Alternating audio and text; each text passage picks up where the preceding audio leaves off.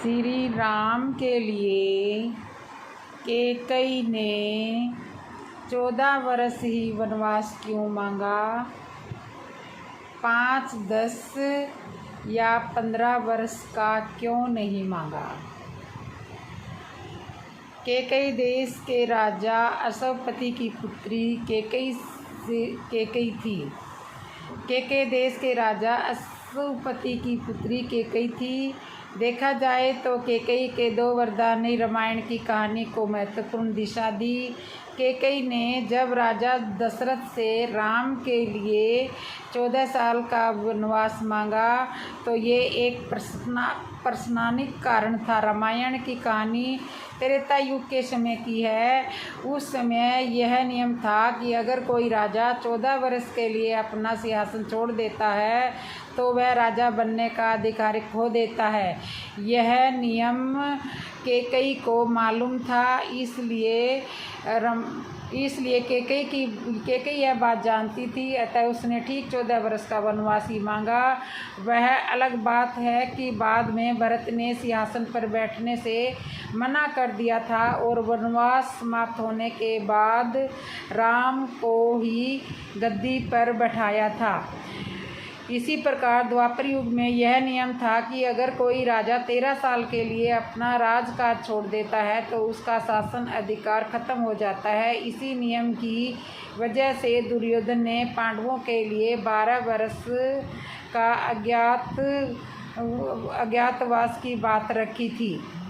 इसी प्रकार द्वापर युग में यह नियम था कि अगर कोई राजा 13 साल के लिए अपना राजकाल छोड़ देता है तो उसका शासन अधिकार नहीं रहता। क्या आप जानते हैं कि अगर आप अपनी किसी प्रॉपर्टी के लिए 12 साल की अवधि तक अधिकार का कोई विलेम नहीं कर सके तो वह प्रॉपर्टी आपके अधिकार से चली जाती है। यह बात 1963 में सर्वसाधारण संबोधन में कही गई थी। तो इसलिए माता कैकेयी ने राम से 14 वर्ष का वनवास मांगा था। राजा दशरथ के कुल का परिचय। राजा दशरथ के कुल का परिचय। जब श्री राम का विवाह हो रहा था उसी दौरान जनक जी के सामने वशिष्ठ जी महाराज दशरथ की वंशावली बताते हैं। ब्रह्मा जी, मरीच, कश्यप, विवस्वान, मनु अयोध्या के प्रथम राजा थे। इक्ष्वाकु, कुशी, विकुशी, बाण, अनर्ण्य, पृथु, त्रिशकु, धुंधमार,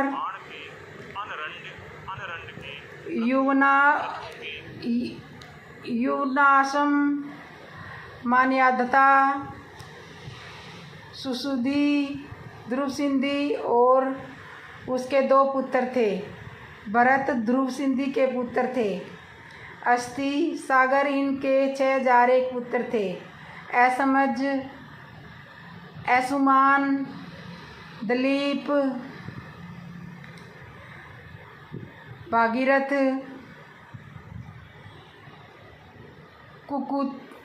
कुकुतस्थ, रघु, कलमास्पाद, प्रबुधु, संखण, सुदर्शन, अग्रीवण, शीघ्रंग, मरु, प्रयचंग, अज, दशरथ, राम, लक्ष्मण, भरत, शत्रुघ्न ये थे राम के कुल के सदस्य। राम राम जपने के क्या फायदे होते हैं? एक व्यक्ति हमेशा राम नाम जप किया करता था। धीरे धीरे वो काफ़ी बुजुर्ग हो गया था, इसीलिए कमरे में ही पड़ा रहता था। जब भी उसे शौच स्नान आदि के लिए जाना होता था तो वह अपने बेटों को आवाज़ लगाता था और बेटे ले जाते थे। धीरे धीरे कुछ दिन बाद बेटे कई बार आवाज़ लगाने के बाद भी कभी कभी आते और कभी देर रात को भी नहीं आते थे। इस दौरान वे कभी कभी गंदे बिस्तर पर ही रात को बिता दिया करता था। जब और बुढ़ापा होने का कारण उन्हें कम दिखाई देने लगा। एक दिन रात को निवृत्त होने के बाद जैसे ही आवाज़ लगाई तुरंत ही एक लड़का आता है और उसे बड़े ही कोमल स्पर्श के साथ उनको निवृत्त करा देता है और बिस्तर पर लेटा देता है। अब वे रोज़ का नियम हो गया। एक रात उसको शक हो जाता है कि पहले तो रात में बेटे को कई बार आवाज़ लगाने से भी नहीं आते थे, लेकिन वे आज आवाज़ लगाते ही दूसरे क्षण में आ जाते हैं और बड़े ही कोमल स्पर्श के साथ निवृत्त करा देता है। एक रात वह व्यक्ति उसका हाथ पकड़ लेता है और पूछता है, सच बता, तुम हो कौन? मेरे बेटे हो? ऐसे नहीं है। मेरे अंधेरे कमरे में एक अलौकिक उजाला हुआ और उस लड़के रूपी ईश्वर ने अपना वास्तविक रूप दिखाया। वह व्यक्ति रोते हुए कहता है कि प्रभु, आप समय मेरे निर्वृत्त के कारण कर रहे हो, मुझसे प्रसन्न हो रहे हो हे प्रभु, तो तुम अपना परिचय दो। प्रभु कहते हैं, जो आप भुगत रहे हो वो आपके प्रायवध है। आप मेरे सच्चे साधक हैं, हर समय मेरा नाम जपते रहते हो, इसलिए मैं आपके लिए सच्ची साधना के कारण समय कटता रहता हूँ। व्यक्ति कहता है कि क्या मेरे प्रबंध आपके कृपा से ही बड़े हैं? क्या आपकी कृपा मेरे प्रबंध के कारण कट रही है? प्रभु कहते हैं, मेरी कृपा सर्वोपरि है। आवश्यक है आपके प्रबंध कट सकती है, लेकिन फिर अगले जन्म में प्रबंध भुगतने के लिए आना होगा। यही कर्म नियम है। इसलिए आपके प्रारब्ध में आपके अपने हाथों से कटवा कर इस जन्म मरण से मुक्ति लेना चाहता हूँ। ईश्वर कहते हैं, प्रारब्ध 3 तरह के होते हैं, मंद, तीव्र और तीव्र मंद।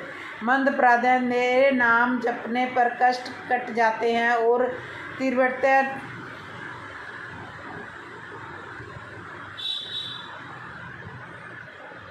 विभीषण की बेटी से क्यों डरता था रावण?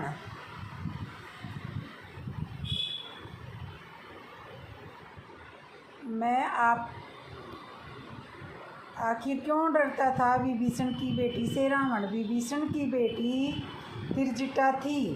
त्रिजटा ने अपनी साथियों और माता सीता को अपना भविष्य सूचक सपना सुनाया था, जहां उन्होंने देखा था कि लंका एक वानर यानी हनुमान द्वारा जलाई जा रही है और भगवान राम सीता को बचाने के लिए आ रहे हैं। त्रिजटा राक्षसियों से कहती है कि सीता माता को परेशान करने की बजाय उनकी सेवा करें। चाकी त्रिजटा उनमें सबसे बड़ी थी, इसलिए उनकी बात वे सब मानती थी। त्रिजटा भले ही अशोक वाटिका में रहती थी, लेकिन वह हथियारों से जादुई राक्षसी के कुछ ही जानती। वह दिव्य शक्ति से त्रिजटा माता सीता को हर घटना की जानकारी देती थी। त्रिजटा बाहर से बहुत ही समान दिखती थी, वह बिल्कुल इसके विपरीत थी। रावण त्रिजटा की दिव्य शक्तियों से बहुत व्याकुल था, इसलिए वह उनसे डरता था। वह जब भी बोलती थी तो कहती थी कि वह हमेशा सच होता है। रावण यह भी जानता था कि त्रिजटा भगवान विष्णु से